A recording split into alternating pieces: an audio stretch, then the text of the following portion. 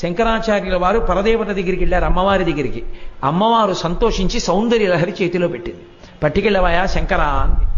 అది 100 శ్లోకములు తాళపత్ర గ్రంథాన్ని పట్టుకుని శంకరాచార్యుల వారు కైలాసం నుంచి భూమండలానికి వస్తున్నారు. నందీశ్వరుడు చూశాడు. ఇన్నాళ్ళు సౌందర్య లహరి ఒక్క కైలాసంలోనే ఉండేది. ఇప్పుడు భూమి మీదకి వెళ్ళిపోతే కైలాసం గౌరవం తగ్గుతుంది, భూమి మీద కూడా సౌందర్య లహరి ఉందని.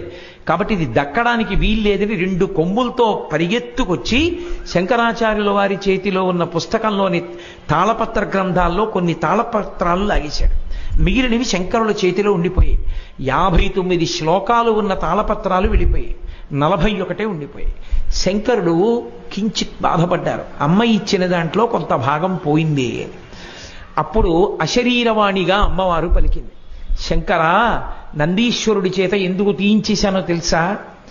నువ్వు అపరశంకరుడివి, నువ్వు ఈ సౌందర్యలహరి శ్లోకాలు పూర్తి చెయ్యండి.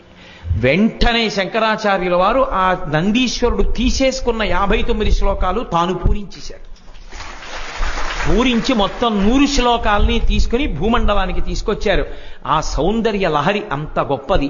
ఇప్పటికీ పెద్దలు ఒక మాట అంటారు, ఈ ప్రపంచం మొత్తం మీద వాంగ్మయంలో సౌందర్యము అన్నవి కనపడితే 2 చోట్లే కనపడతాయంటారు. ఒకటి సౌందర్య లహరి, 2 సుందరకాండ. ఆ రెండే, ఇక 3వ స్థానం లేదంటారు.